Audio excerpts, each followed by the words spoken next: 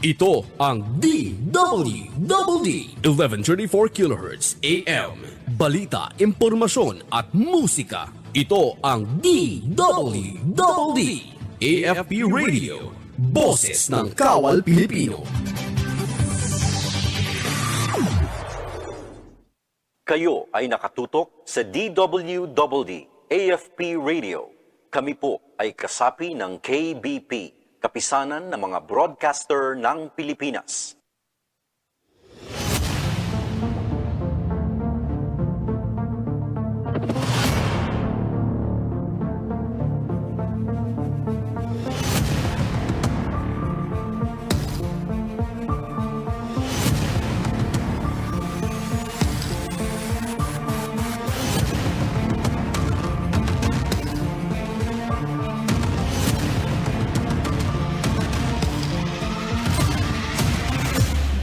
Tahimik ngunit mahalaga ang kanilang ginagampanan sa sandatahang lakas ng Pilipinas sa pamamagitan ng kanilang kakayahan, kaalaman at teknolohiya. Ang bawat operasyon ay naisasakatuparan ng maayos at epektibo. Kilalanin natin ang SESAP, ang puso ng maayos, mabilis at ligtas na daloy ng impormasyon. Handa ka na bang silipin ang kanilang mundo? Lahat ng yan sa ang inyong kawal, Sabado alas 8 ng gabi sa UNTV, your public service channel.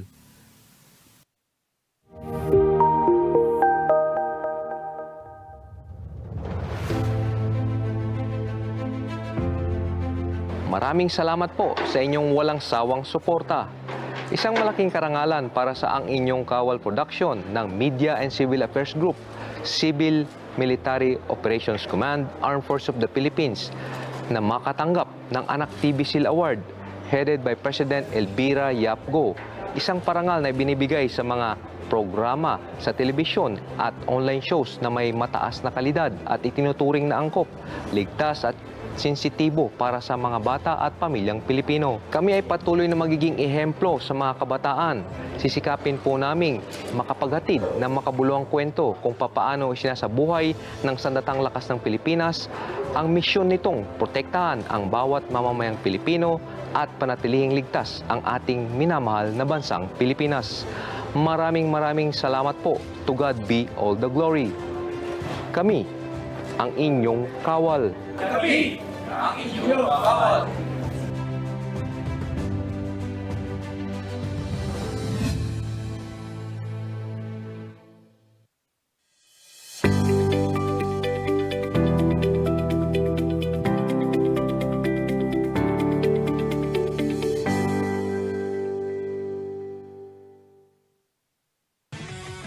Mga katropa, para lagi kang updated sa inyong sandatahang lakas ng Pilipinas, siguraduhin naka-like at follow ka sa AFP Radio DWDD Facebook page at nakatune in sa 1134 kHz AFP DWDD.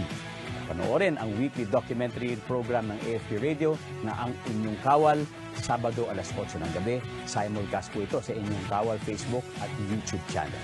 And keep up the good work sa team. Ayan, Media and Civil Affairs Group, CRS-AFP, maraming salamat po sa inyo.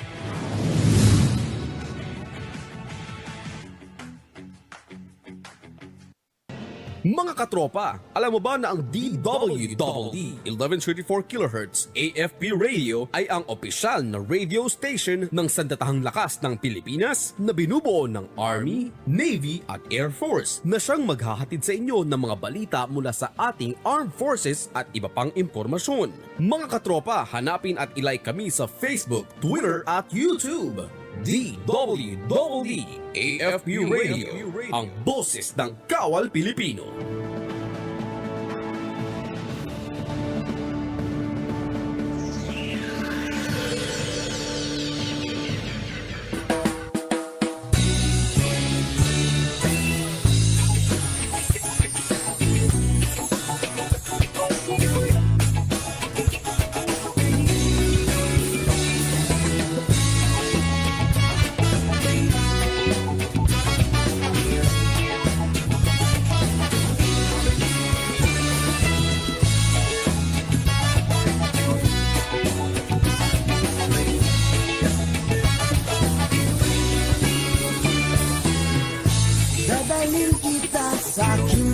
pangarap, san man umabot tayo. Bati ko rin ang mga tagapagpakinig ng programang Buhay OFW ngayon sa DWDD 1134 Armed Forces Radio. Mabuhay kayo mga OFW, mga bayani ng Pilipinas.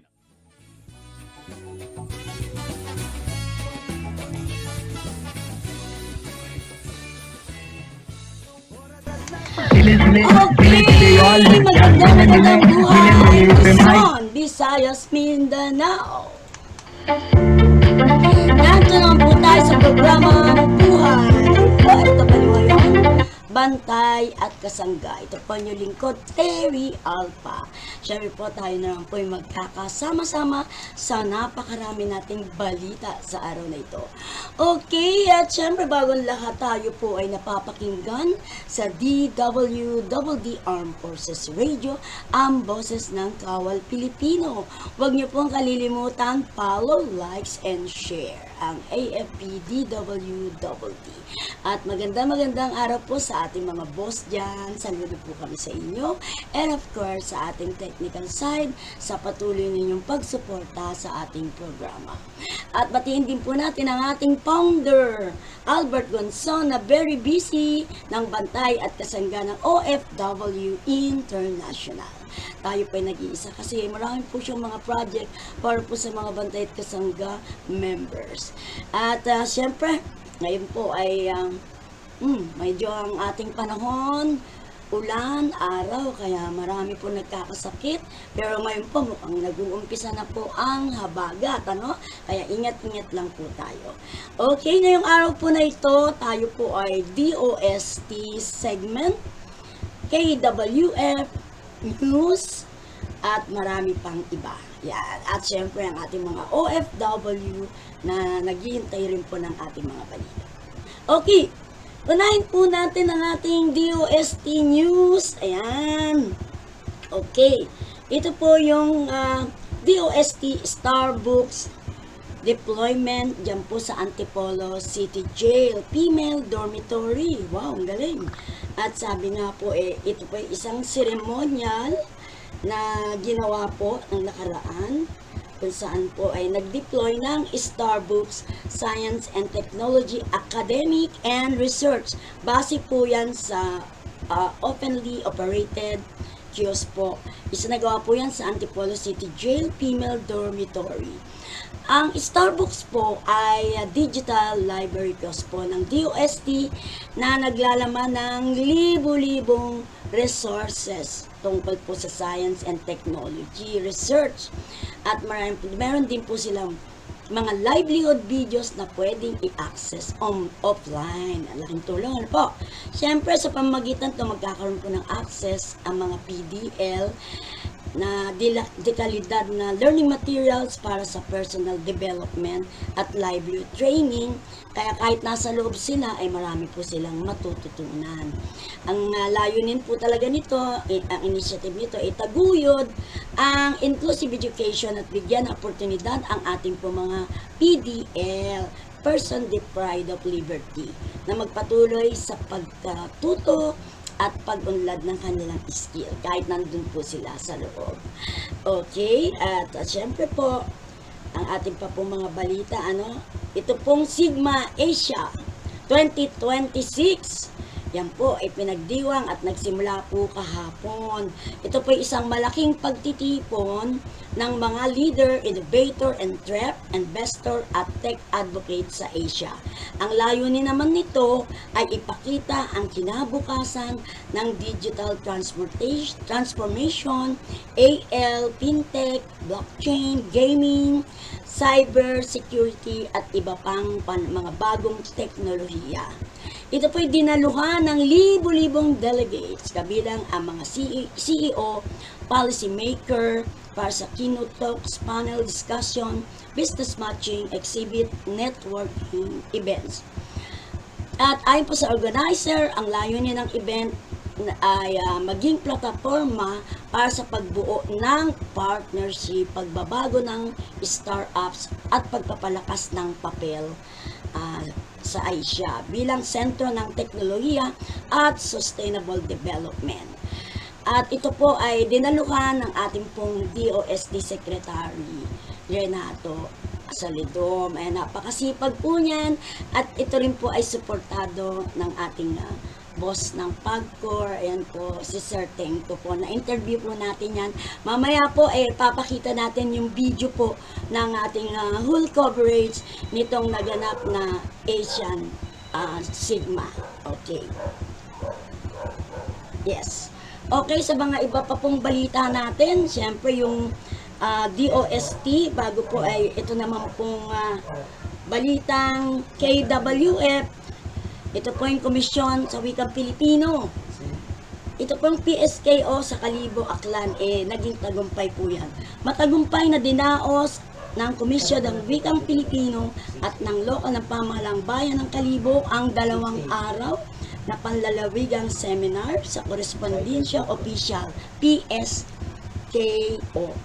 Noong pong Mayo 21 hanggang 22 ng taong kasalukuyan sa bagong gusali ng munisipyo ng Kalibo. Ang layunin ng seminar na paigtingin ang paggamit ng wikang pambansa sa opisyal na komunikasyon sa loob at labas ng pamahalaan. Ito po ay pinangunahan ni na Attorney Marites Barrios Taran, tagapangulo ng KWF, kasama ang full-time commissioner para sa programa at proyekto na si Dr. Carmelita C. Abdul Rahman at ang Vice Alcalde ng nangkulang alkalde ng bayan ng Kalibo na si Ginoong Philip Yero Kimpo Jr. Yan po ang mga gawaing pangwika. Tampok sa unang araw ng PSKO ang pagtalakay ni Pangulong Barrios Taran sa atas, tagapagganap bilang ika-335 o Executive Order 335 na mag-aatas sa lahat ng departamento ng kawanihan at ahensya ng pamahalaan magsagawa at ng hakbang sa paggamit ng Pilipino. Ayan, kailangan po talaga wikang Pilipino tayo. Kaya itong komisyon ng wikang Pilipino, hindi po sila tumitigil sa mga mandato, mga manaliksik, paunlarin at patuloyan pang pasiglayin ang wikang Pilipino at mga katutubong wika ng tagapangulo. Ayan. Kabilang din sa mga lektura sa unang araw ay mga opisyal, pambansa at tinalakay po ni Ginoong Jomar Caniega, Chief Language Researcher at Dr. LB Duclay, Linguistic Specialist ng KWF. Yan po ang mga gawain po ng ating Komisyon ng Wikang Pilipino. Tuloy-tuloy po yan. At yan din po, nagkaroon din po ang tagapangulo ng KWF, pinarangalan at pinakamataas na gawad sa Luzon sa Baguio City. Yan po ay prestigyong gawad gintong Laurel, si Atty. Marites Barrios Taran sa lungsod ng Baguio. Ayan, sa uling araw ng pambansang seminar, Palian Komprehensya sa Pilipino 2026, pinagtibay ang parangal ng mga batatas na opisyal ng pambansang samahan ng professional at maniliksik. Yan po ang napakaraming ginagawa po ng Komisyon ng Wikang Pilipino para tuloy-tuloy po tayo na magtagalog, ano? Kailangan po lagi natin gagamitin yung ating Tagalog kasi po kailangan po yan kasi karamihan na po ng mga estudyante wala na po yatang subject na Pilipino kaya parang pinag-uusapan na lang English, hindi po dapat gano'n. Kailangan po wag nating kakalimutan ang ating pong wikang Pilipino. Salamat po sa ating kaibigan mula po sa Komisyon ng Wikang Pilipino. Siyempre po, ang tagapaghatid. Ang tagapaghatid at tagapagpadala ng mga press release mula po sa KWF. Thank you, bro. Okay, so ngayon, ay, ayan po, yung pong kaninang binalita ko sa inyo tungkol sa Sigma Asia 2026. Ito po ay, pumunta po tayo mismo doon sa event, nag-coverage tayo, at na-interview rin po natin si Sir PAGCOR, si Sir Tengko ng PAGCOR. Nagbigay po siya ng mensahe para po sa ating mga sundalo, ng ating pong mga kasamaan na sundalo. At syempre lahat po ng mga na-interview po natin yan, mga exhibitor at ibang-ibang klaseng mga activities po ay ating pong na-coverage at na-interview. So panoorin po natin yung ating pong full coverage ng Sigma Asia 2026. At syempre maraming salamat Sir Ahmad and Joel. Thank you. Excuse me, Terry po from the Armed Forces Radio, po broadcaster po. Ilan po kayo ng mensahe po para sa ating followers and viewers ng Armed Forces Radio. Ito po yung boses ng Kawal Pilipino. Go ahead po, sir. Magandang tanghali po sa lahat ng kawal ng Sandatahang Lakas ng Pilipinas. Bumabati po ang PAGCOR sa inyo sa umagang ito, sa pagkakataon ko. Ang PAGCOR po naman ay patulong ng Armed Forces of the Philippines sa ilang mga proyekto na kami ay nakapaghahandog ng tulong. Ay isa po ninyo kami sa inyong paghihirap naman naniniwala kaming lahat yan ay ginagawa ninyo sa paniwalang sa lahat ng kawal na dapat ipagtanggol ang ating bansa.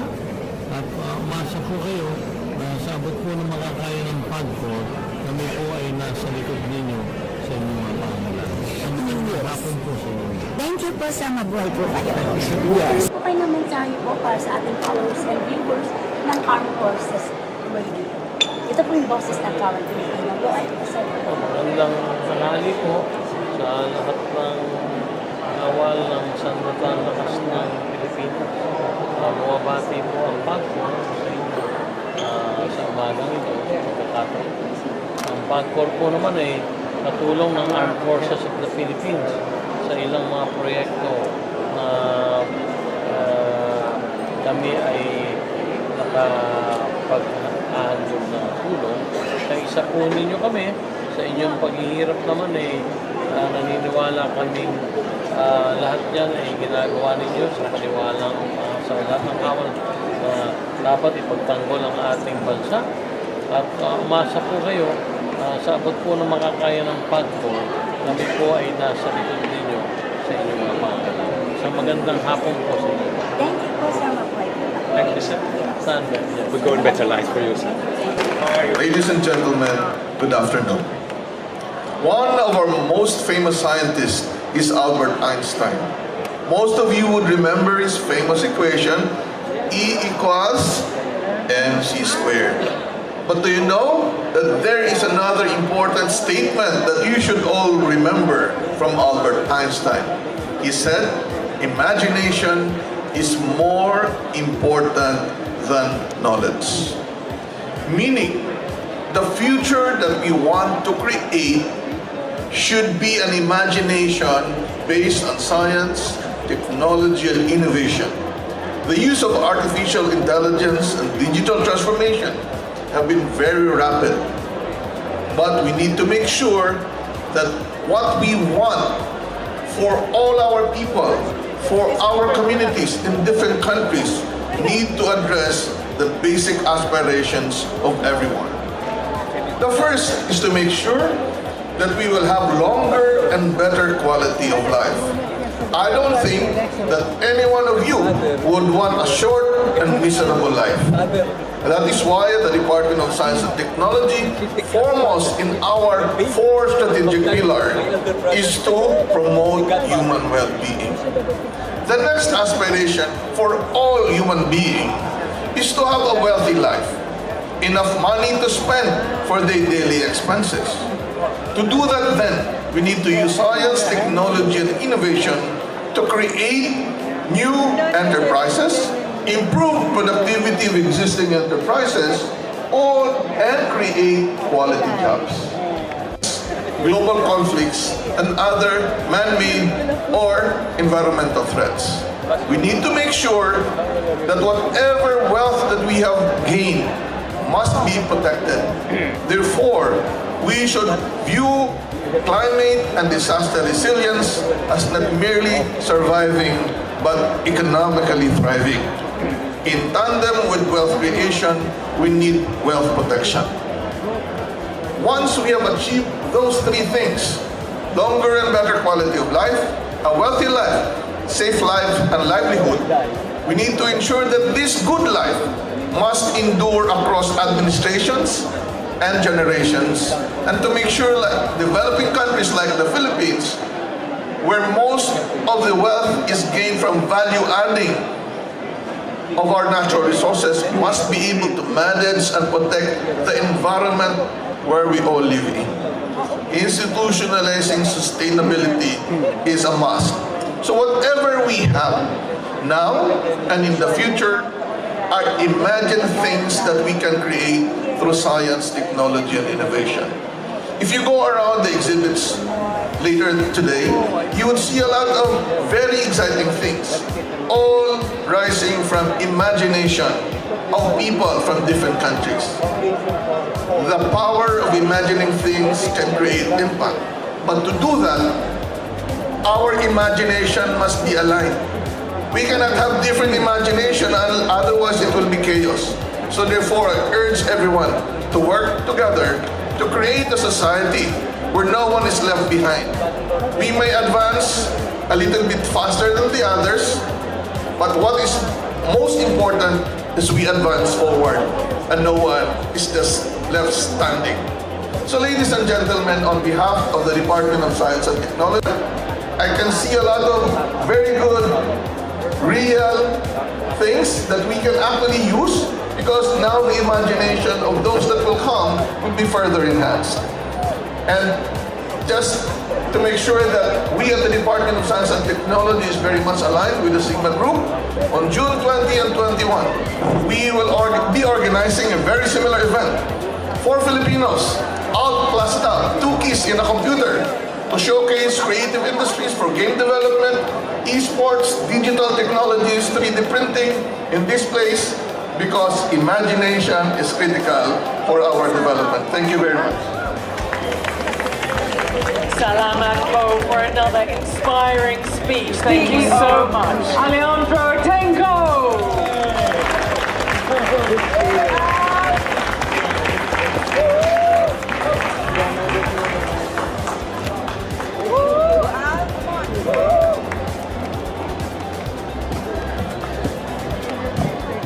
Thank you very much for the introduction. Mr. Eman Police, Sigma founder. I noticed since 2 years ago you've not cut your hair. Mr. Neil Shi, Sigma Managing Director, who about 3 years ago came to me and asked if they could start the Sigma Summit in Manila. And I could remember then, I was in disbelief that Mr. Xi and Eman would be able to organize conferences like this. And truly, the last 3 years, they have evolved. And here we are on our 3rd year. Earlier, one of the speakers was the Deputy Speaker, Rachel Arenas, but she had to leave for another function, so I just wanted to greet her. Representing Mayor Emmy Calixto is a friend of mine, Attorney Peter Pardo, Chief of Staff of the City Mayor of Manila. Another good friend of Pasay, not Manila. Then we have the DOST Secretary Renato Solido, who is a good friend of mine. I was surprised, Secretary, when you mentioned that in the next 2 weeks you will be holding a conference also related to this type of gaming. In fact, I was surprised when you mentioned esports, primarily because that is one area now where PAGCOR is trying to study whether we could also regulate esports. Because in today's world, esports is one of the important facets that the young generation is involved with. We have here with us a good friend of mine, a president of Clark Development Corporation, Attorney Agnes de Banadera. She has, together with Clark, Attorney Agnes, being president, has supported all the different endeavors of PAGCOR. As you very well know, many of our integrated resorts are located in Clark, and they continue to grow in number because of the leadership of Attorney Agnes de Manatera. Big hand for her. Another good friend, Yusek Marga Nograles of the Tourism Promotions Board. She has, of course, done her part in promoting not only the Philippines, but every industry that is supportive of the tourism industry in the Philippines today. Ambassador John Busutil of Malta, is he still around? Friends, fellow Pagcorians, who apparently are many this morning, I'm sorry I was rushing and was brought to the right when you were all to the left. It was not my intention not to greet any of you, but it's just that I was rushing. I came from a few meetings also, so I came in late. So friends, ladies and gentlemen, good afternoon and welcome to the Sigma Asia Summit 2026. And of course, I'd like to welcome every delegate to the beautiful and exciting city of Manila, city of Pasay, Metro Manila, and the Philippines itself. Today's event is very timely as the global gaming industry continues to grow, to undergo a profound transformation. We are in an industry that is being shaped by digital disruptions, changing consumer behavior, and increasing calls for stronger accountability. Of course, not to mention, we're also experiencing the impact of geopolitical tensions and the economic uncertainties that such situation brings to the world today. These developments remind us of how unpredictable the gaming industry could be. Take the Philippine gaming industry as an example. In 2025, our gross gaming revenues reached close to 400 billion pesos, which was 6.5% higher if you will compare it to the GGR of 370 billion in 2024. The 2025 results were largely driven by the strong expansion of the electronic gaming sector, which at that time had overtaken land-based casinos as the primary contributor of revenues for PAGCOR. However, since the Middle East crisis, the momentum has been totally moderated. In the first quarter of 2026, overall GGR declined to 87 billion pesos. Basically, it is down 16% year-on-year, with the e-gaming segment recording close to 23% contraction amid softer discretionary spending and broader economic pressures. In contrast, land-based casinos have shown greater stability, generating 45 billion pesos of GGR, or representing 51% of the total GGR of PAGCOR for year 2026.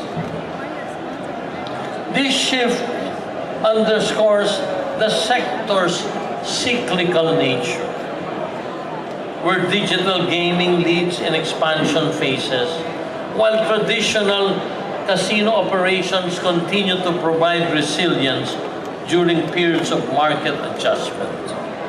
Thus, in the broader view, the true measure of this industry is not simply its size or rate of expansion, but our ability to ensure that gaming remains properly regulated, socially responsible, and more importantly, genuinely beneficial to the communities we all serve.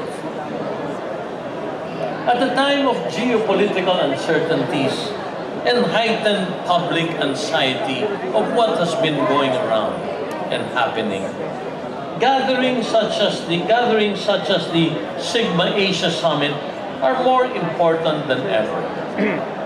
Events like these allows regulators, operators, vendors, and stakeholders to come together, not merely to discuss opportunities, but to address challenges collectively and decisively. PAGCOR has always recognized the importance of the gaming industry as a critical source for government funding and a true partner in nation building. Every peso that we generate directly benefits programs for healthcare, infrastructure, education, disaster response, and other essential public services. Thus, as a regulator, PAGCOR is primarily responsible for safeguarding integrity, ensuring fairness, and maintaining public trust in the industry to ensure its sustainability. This is why PAGCOR continues to strengthen our regulatory frameworks through enhanced compliance systems, stricter oversight, and stronger efforts to maintain a level playing field for all legitimate stakeholders. Equally important is our commitment to protecting customers and promoting responsible gaming. One of PAGCOR's most significant achievements this year is the recent launch of the National Problem Gambling Helpline, which provides accessible counseling, intervention, and support services for individuals affected by problem gambling. Through this helpline, individuals and families will have access to immediate, confidential, and professional support when needed. This helpline was born out of our shared responsibility to protect our players as the gaming industry continues to evolve at an unprecedented state or pace. We thank our industry partners and the Seagulls Flock Organization, a non-profit group dedicated to promoting mental health, behavioral wellness, and addiction treatment, for their critical role in the realization of this initiative. We thus urge everyone here to also join us in promoting a gaming industry that is both responsive and responsible. As regulators and industry leaders, we all have the obligation of ensuring that innovation is matched by accountability and that industry progress remains aligned with social responsibility and public welfare. We hope that through the continued collaboration, we can help keep the global gaming industry growing within a healthy ecosystem that is anchored on integrity, innovation, and shared commitment to public trust. We look forward to a successful summit. We look forward again to meeting with you personally during this event and for the opportunity to discuss matters with mutual interest. Again, to the organizers of this conference, maraming salamat po sa inyo. We do hope that there will be another conference next year and the many years to come. Mabuhay ang Pilipinas, mabuhay ang online gaming industry at ang gaming industry dito sa ating bansa. Isang magandang tanghali po sa inyong lahat. Salamat po. Thank you so much.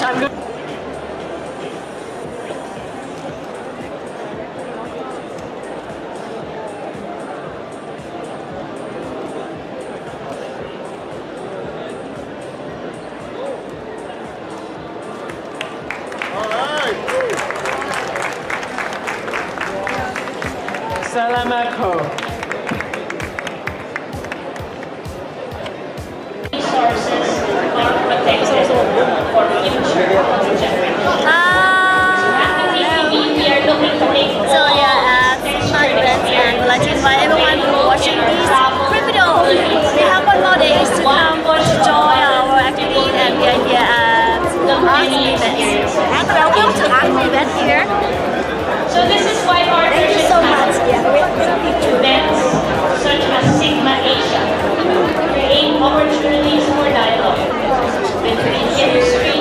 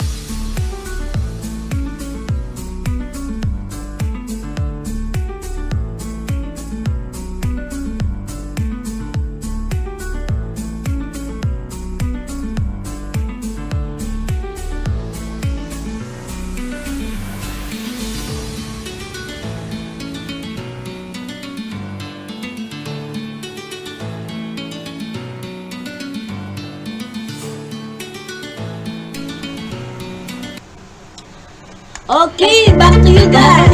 Yes. Okay, napanood nyo ang ating full coverage ng ating pong kinoverage kahapon, yung Sigma Asia 2026. At syempre, narinig nyo po ang mensahe ng ating butihing PAGCOR Chairman at CEO na si Ginoong Alejandro Tenco. Thank you po, sir, sa inyong magandang message para po sa ating mga sundalo, sa ating mga bayani, sa ating pong AFP Radio, ang boses ng Kawal Pilipino. Salamat po. At siyempre, bigyan pa rin po natin ng konting tong Sigma Asia 2026. Ang ganda po talaga ng mga naging kaganapan doon. Sabi nga, pinakamalaki at pinakamabilis na lumalaking pagtitipon ng gaming at teknolohiya sa buong Asia. Kaya nga po ito ay suportado po ng DOST Secretary Silidon. Napakaganda rin po ng kanyang message na napakinggan niyo po kanina. At abangan niyo pa rin po kasi mahigit 16,000 delegates mula sa iba't ibang bansa ang inaasahang dumalo kahapon at dadalo pa dahil may ilang araw pa po siya.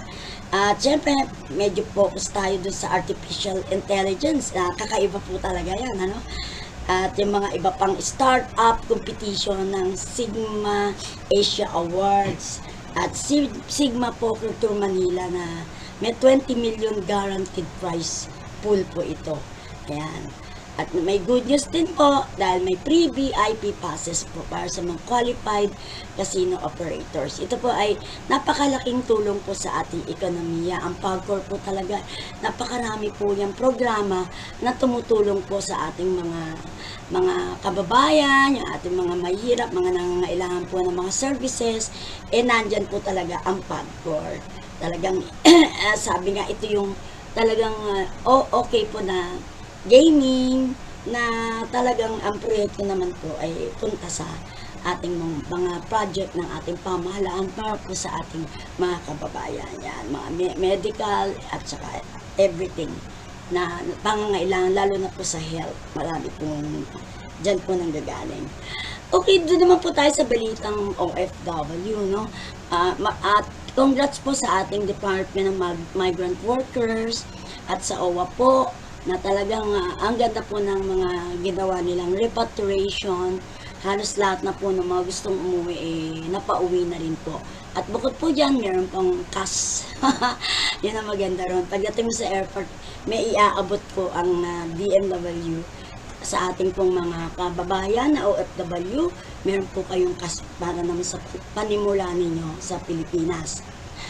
Okay, at alam ko magkakaroon po ng big event ang OFW, DMW, na dadaluhan po ng lahat po ng mga overseas Filipino workers group and leaders. Ayan, magkikita-kita po para sa mga tatalakaying napakahalagang mga pangangailangan ng ating mga OFW. Marami po kasing patuloy na nagre-reklamo na wala po silang natatanggap. Ganun po.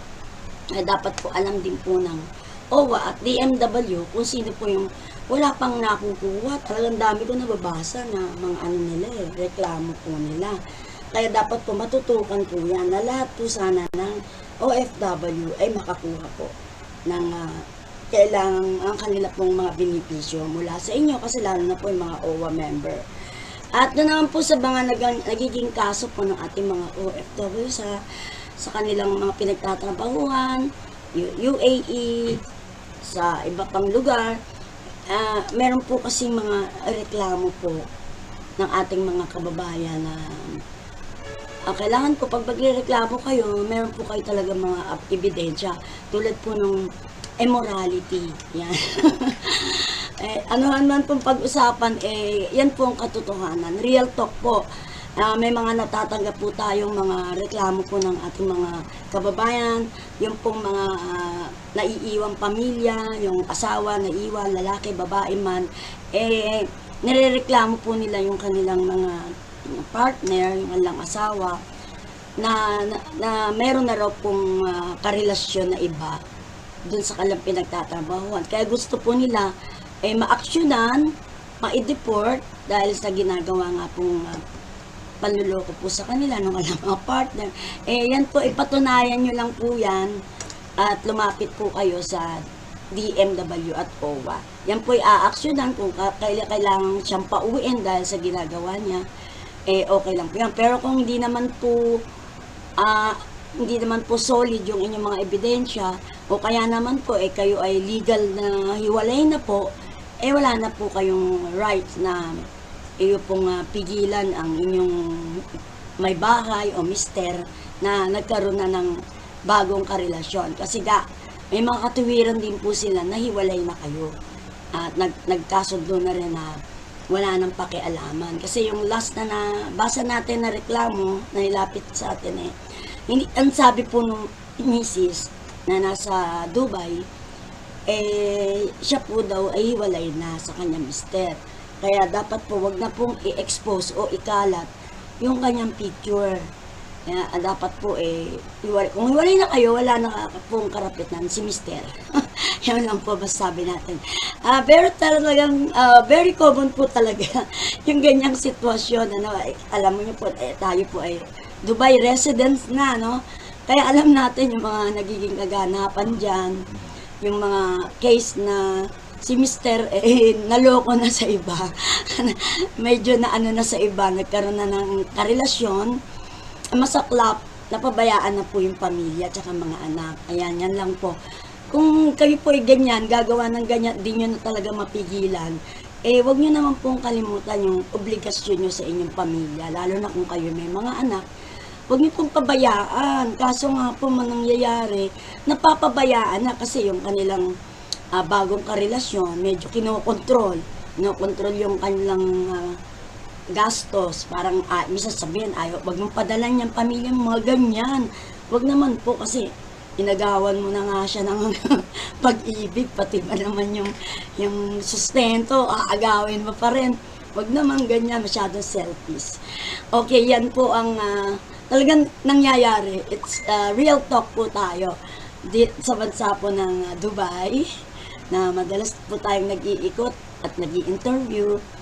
Yan po yung sinasabing mga immoralidad na matatagpuan niyo po yan dun po sa mga kwarto. Yun, hindi mo rin po masisi yung ating mga kababayang OFW na nagtsatsaga na mag-share ng isang maliit na room. Kala mo po mga sila, yung parang cubicle, hinati-hati, ang liliit, parang higaan na lang talaga, bed space, para lang makayanan nila yung mahal na upa dyan po sa Dubai. Share po yan. Kaya nandyan na rin po nagaganap yung share ng mga kanilang mga karelasyon. Dyan po talaga din. Kaya po, hindi naman po na makokontrol yan sabi niya, bahala na sila, buhay nila yan. Ang nyo na lang po yung parang bayan. Pamilya po, wag pabayaan, mga anak yan po. Yung ating pong mga problema ng mga pamilyang naiwan sa Pilipinas. Di naman po lahat, meron din po tayong mga kilala na very responsible husband, very responsible wife. Talagang hindi nakakalimutan yung sustento sa kanilang pamilya, lalo na sa mga anak. Yan. Yan po ang ating wag po makalimutan na magdasal, ilayo kayo sa tukso, at maging safe ang inyong mga pamilya. Okay. Yes, tapos na po tayo sa ating OFW segment. Sa mga gusto po magmensahe sa atin at gustong ilapit yung inyong pong mga problema, sa abot po ng aming makakaya po ay tutulungan po namin kayo. I-connect namin kayo sa mga concerned department na nakatumutulong sa mga ganyang kaso, mga immorality, mga irresponsable. Yan po ay ilalapit po natin. At sa iba pa pong mga umihingi ng tulong, mag-message lang po kayo sa ating page, ang Buhay OFW ngayon, Bantay Kasangga. At si Founder Albert po ay ready po rin tumulong din po sa inyo. Sa mga documents naman po, sasamahan po niya kayo sa OWA o kung saan man ang concern. Tulad po nung nakaraan meron po tayong natulungan na OFW na nabulag po. Isa po siyang driver, na makulong po siya, na wala man siyang kasalanan. Imagine nag-grade lang sa taas at may nahuling droga, dinama yung nasa baba. Wala namang alam. Yun siya. Sila yung mga nasa baba na nadamay, hindi naman nila kilala yung nasa taas na nahulihan ng droga. Kaya ayun, nagsuffer siya sa kulungan at doon na rin po siya nabulag. Siguro, stress o ano man, hindi na agad yung kanyang sakit sa kanyang mata. Pero ngayon po, ay nailapit po ni Founder Albert sa DMW at OWA. Ngayon po ay nakuha na po niya yung kanyang mga benepisyo na dapat makuha at ipapagamot pa po siya. Ayan. Congrats po sa Bantay at Kasangga. Yan po ang mga natutulungan, bukod pa po sa isang OFW din na nagkasakit na yan. Karamihan sa kanila na nagkakasakit, umuwi may sakit na hindi alam kung saan lalapit. Kaya nandito lang po ang ating programa, Buhay OFW ngayon, Bantay at Kasangga, na handang tumulong po sa abot ng aming makakaya. Marami na po tayong natulungan, nakauwi po, nakakuha ng benepisyo na dapat nilang makuha. Kaya thank you so much sa ating masisipag na Bantay at Kasangga officer.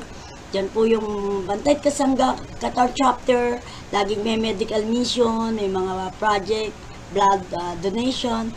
Ang sipag niyo po, ayan, no, officer, sa panguna po ni Sister Rochelle Sarabia. At sa lahat pa po dyan, siyempre isa pa po yung OFW advocates din, masipag din po yan, si Joy Aguirre. Napakarami nating masipag na OFW na bukod sa nagtatrabaho, tumutulong pa rin sa mga may problema. Ayan. Okay, siyempre, malapit na tayo, ilang minuto na lang tayo. Okay, sa ating ilang minutong natitira ay pansamantala po tayo magpapaalam. Pero bago ang lahat, punta pa rin po kayo sa SMX. Tuloy-tuloy pa po yung nagaganap dyan na Sigma Asian 2026. Okay, thank you so much. Ito na si Terry Alpha. God bless po. Laging manalangin. Huwag makakalimutan magpasalamat sa ating Panginoon at sa ating mga sundalo. Hello po. Thank you so much.